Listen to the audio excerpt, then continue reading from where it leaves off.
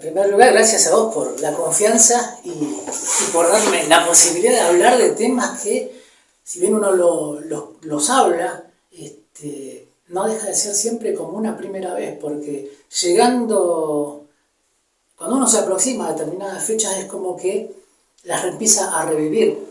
Y en el año 76 yo tenía una edad y ahora tengo otra, y han pasado, como decía Llopis, pasó mucha agua bajo el puente y hay muchas ausencias, y eso hace que uno las reviva, ¿no? Y así que de alguna manera es casi terapéutico que estemos hablando hoy, sobre todo terapéutico para el que lea o escuche un testimonio más de un tipo común que a lo mejor le sirve para pensar, para repensarse y para pensar los momentos históricos en sus tiempos históricos, cómo conocían las madres.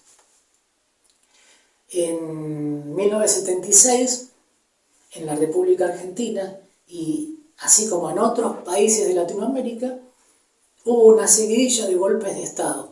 No la primera vez, antes también hubo golpes de Estado, antes hubo proscripciones, asesinatos políticos, cárcel política, injusticia social.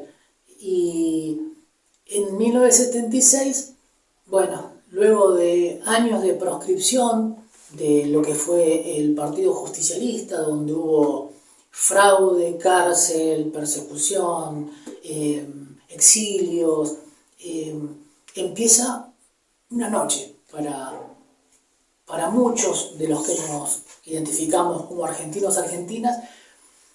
Se empezó a ver actitudes. Yo tenía 10 años en el 76.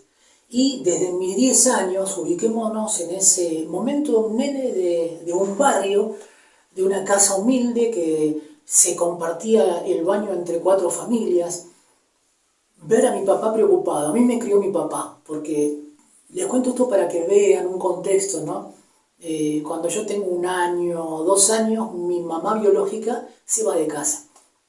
Y me cría mi viejo, y era una casa de un tipo que laboraba, que cocinaba la comida en un calentador a querosén, pero que tenía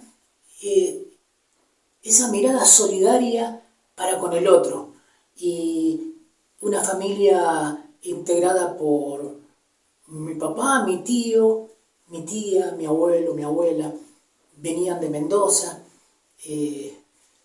Mi tío trabajaba en el sindicato de Luz y Fuerza de Capital Federal, mi papá trabajaba para el Estado de la Nación, y en el 76, como les contaba, empezó a haber modificaciones, conductas, silencios, te decían no digas esto, y de repente lo veía a mi papá escondiendo hojas, poniendo abajo del piso de madera libros. Yo decía, ¿por qué escondes libros? Yo pensaba, ¿cuál es el pecado de tener libros o tener papeles escritos? Lo vi hasta quemar una bandera argentina, y eso no lo entendía. Yo 10 años, pasa el tiempo, 1978. ¿Sí? No, parecía que la vida se sucedía de manera normal, pero uno sentía que algo raro pasaba. No sé contarles. Mi percepción de ese nene de 10 años era algo pasaba, pero yo lo veía a mi papá. Yo lo veía a mi viejo medio raro, medio preocupado, como antes no estaba. Y que hablaba mucho con mi tío.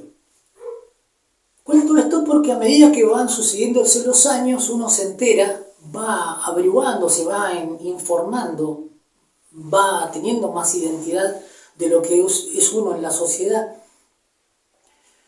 Y mi viejo hablaba mucho con mi tío. Y hoy puedo decir, sí, claro, hablaban porque tenían inquietudes sociales, tenían ideología, tenían una manera de entender el mundo según sus conceptos políticos, ideológicos. Y mi tío resulta que tenía un sentimiento justicialista, era peronista. Y mi viejo era un filo socialista, no partidario, pero con admiración a José Agustín Tosco. Tenían ese humanismo para entender la realidad, y llega 1978, un llamado telefónico, mi papá, que sale a la casa donde le dicen que había un llamado, vuelve preocupado, Bueno, le habían avisado que a las 3 de la mañana del 8 de enero de 1978, una patota de policía y ejército se había llevado secuestrado a mi tío. Al decir mi tío, estoy diciendo un ser hermoso, un segundo papá, mi ángel, un tipo que aún hoy me sigue dando consejos desde el recuerdo. Han pasado muchos años y esto también es como para que lo pensemos, ¿no?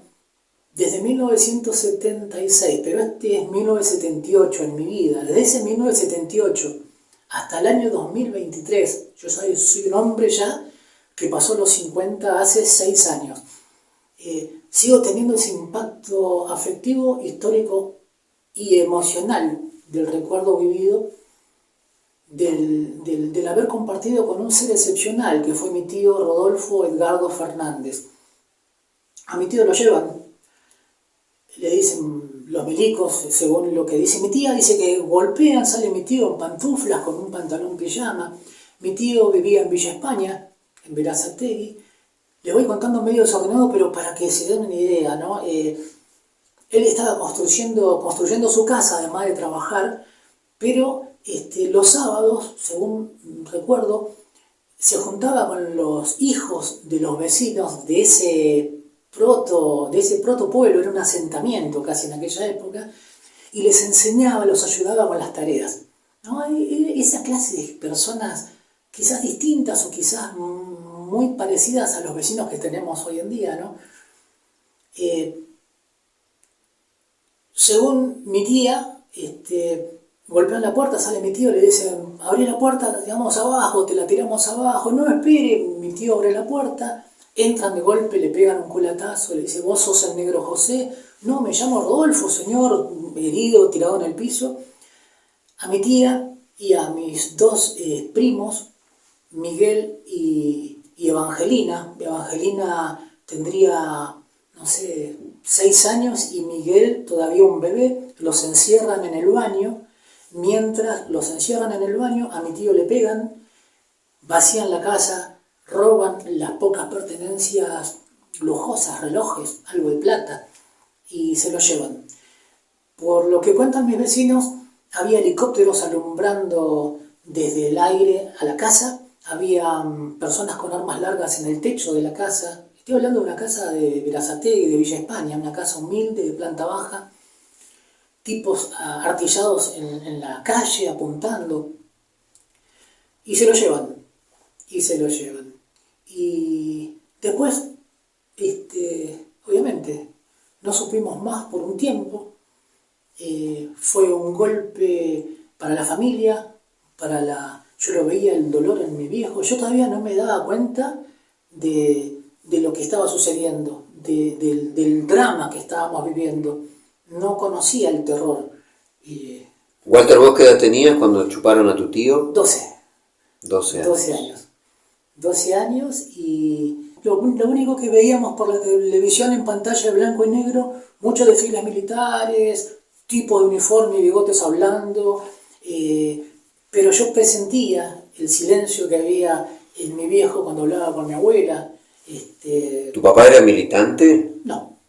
No, era un laburante comprometido socialmente, que de repente desconfiaba justamente de, como les contaba, del tema partidario. Mi tío era más expuesto, era más, un poco más joven, ¿no? Con 38 años tenía cuando lo chupan, cuando lo secuestran. Llega el momento de qué hacemos, ¿no? Y no había celulares, no había teléfonos en todas las casas, pero las noticias iban circulando por algunos ámbitos, ¿no? Y nos enteramos que en la Plaza de Mayo se estaban juntando familiares, madres, abuelas de los detenidos desaparecidos. Y un día mi viejo me dice, Pichón, vamos a ir a Capital Federal, a la plaza, para sumarnos. Y yo, bueno, yo no me movía hacia mi viejo. Se corría la información de que en la plaza se empezaban a juntar todos aquellos a preguntar dónde están, que después fue una consigna, ¿no? ¿Dónde están los desaparecidos? Que digan dónde están, que aparezcan con vida. que expliquen por qué se lo llevaron, a dónde están, qué hicieron. El efecto manada es como, lo digo hoy, ¿no? El tema de, vos estás mal por algo y buscás estar contenido por algo. Y ese algo era un grupo de personas a las cuales nos estaba pasando lo mismo. Alguien que nos iba a entender desde el dolor, la desesperación, el miedo absoluto, porque se tenía miedo, yo tenía pánico. Cuando fuimos a la Plaza de Mayo, yo ya de subirme a un colectivo o a un tren y caminar y entrar a Capital Federal era algo nuevo. Yo era un pibe de barrio que no iba a Capital Federal y no iba a la Plaza de Mayo y no iba a un lugar donde había personas que se juntaban rodeadas por militares que nos trataban mal, pero había también muchos civiles, muchísimos, que pasaban y nos gritaban, nos insultaban, nos escupían. Y yo no entendía por qué, pero es feo que pase una persona grande por al lado tuyo, vos tenés 12 años y te escupan o te griten y te digan andate, váyanse a Cuba. Así fue que ingresé a ese mundo del cual no salí nunca, a pesar de que hoy esté viviendo en Chubut para siempre, pero queda eso adentro. Y así fue que conocí a las madres. En aquel momento eran muchísimas, y eran muchísimos los familiares. Era un mundo nuevo que me contenía, que no conocía, pero que de a poquito me iba haciendo parte. Y fui siendo adolescente y conocí a las madres, empecé a conocerlas, conocer las historias, conocer qué les pasó. Porque lo primero que te preguntaban cuando te acercabas a la plaza es, ¿a vos quién te falta? ¿Y cómo fue? Y era el abrazo, y era al jueves siguiente vos buscabas a esa misma madre o a ese mismo familiar y te saludabas, porque era una felicidad al mismo tiempo encontrarlo, porque los podían haber chupado también. Hubo mucha desaparición forzada de padres y madres, hermanos y amigos que iban a la plaza, esposas, novias, que los chupaban yendo o saliendo de la plaza. Era muy peligroso, habían falcón verdes, había impunidad. Si hoy en día el Poder Judicial es tan corrupto y tan criminal, imagínense en aquella época donde los vehículos andaban sin patente para no ser reconocidos. Así que bueno, no quisiera extenderme mucho. Sí, tenía 18, 20 años aproximadamente.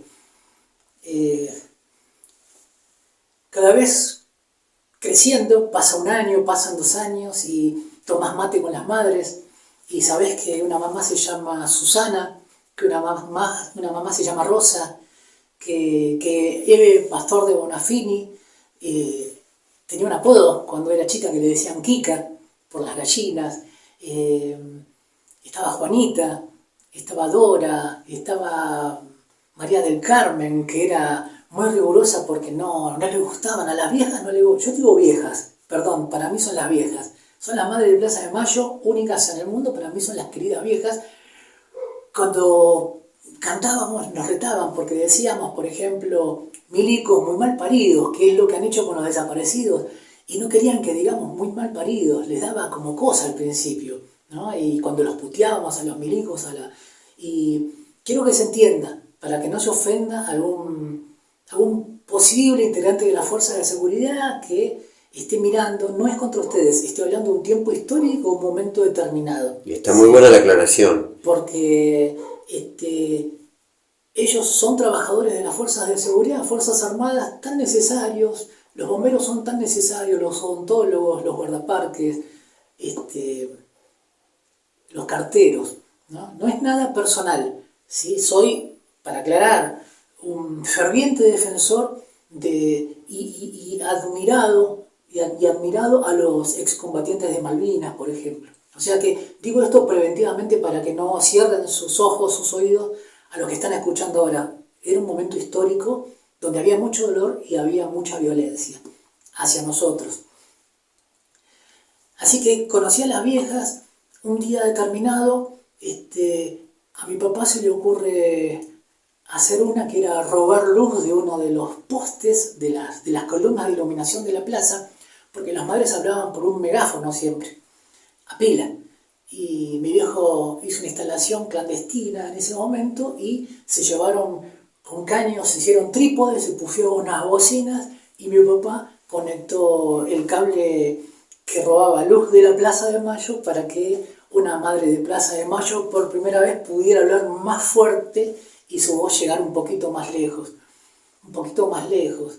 Ya se hacían viajes a Europa. Se conocía a la esposa del presidente Mitterrand, por ejemplo. Se trataba de hacer algunos contactos con algunos personajes conocidos por ese momento. Así que bueno, mi viejo conecta la luz. Yo integro después a un grupo muy hermoso de compañeros y compañeras que se llamaba Frente de Apoyo a Madres de Plaza de Mayo. Nos encontramos adentro de la Casa de las Madres, que estaba la segunda casa donde yo empecé a participar, era en Hipólito Yrigoyen 1442 de Capital Federal, ¿sí? Ahí nos juntábamos, ahí pintábamos, teníamos un mimeógrafo para hacer los volantes, hacíamos el engrudo para salir a pegatinar, hacíamos listas de seguridad antes de salir porque nos reprimían, porque nos metían presos, porque a veces, como un compañero nuestro, Diego, que vive en Misiones actualmente, le pegaron un tiro en la espalda mientras pegatinábamos. O sea, no eran tiempos fáciles. Y ese ir todos los jueves hacía que nos conociésemos, nos animásemos. Sí, era una familia. Era una familia. Por eso lo de viejas, nosotros las llamábamos viejas.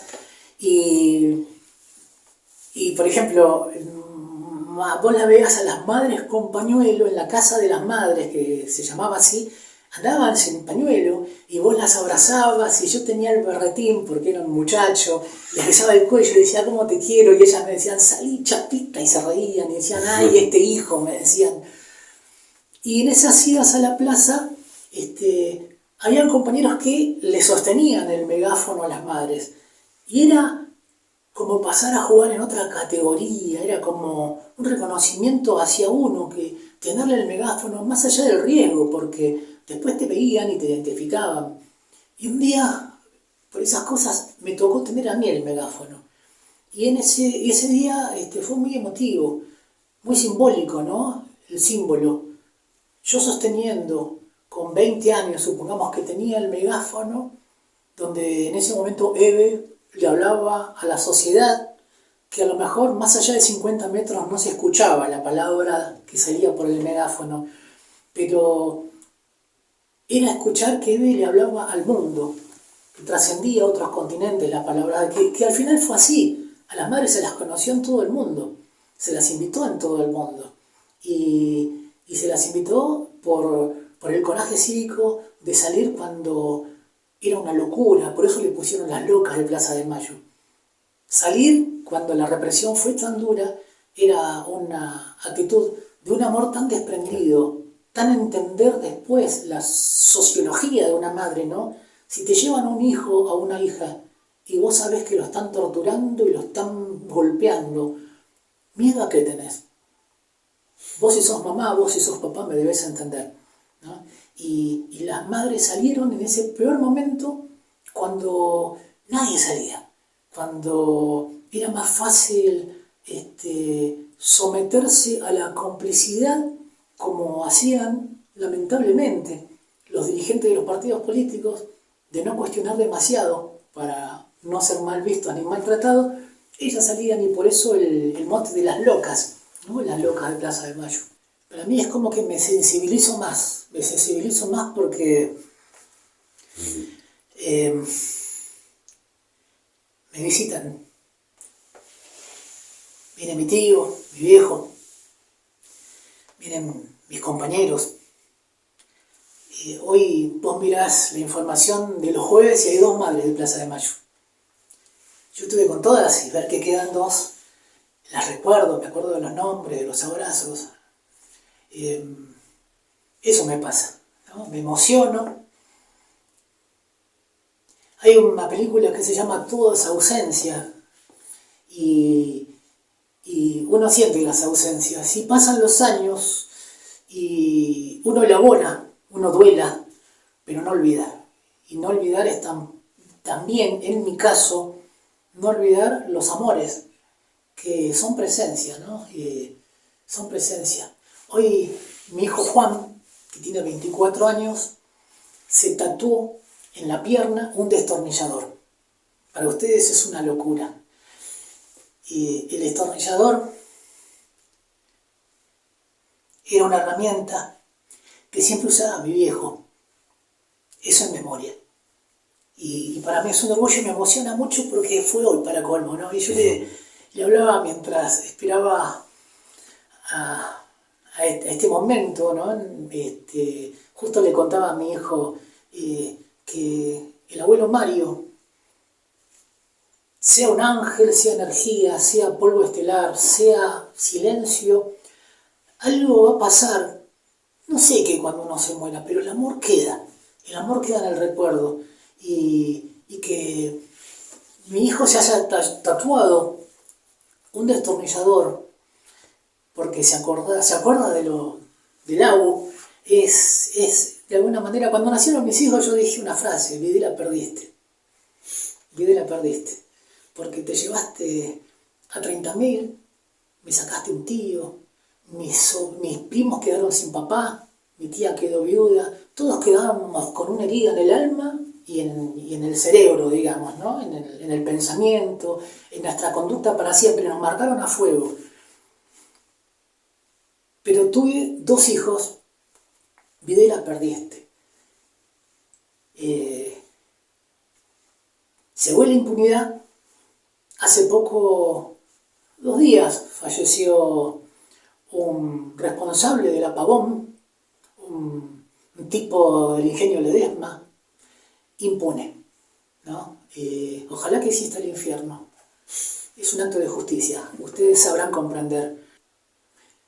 Bueno, mientras me proponías esto pensaba en qué le diría a mis hijos, qué les digo constantemente, ¿no?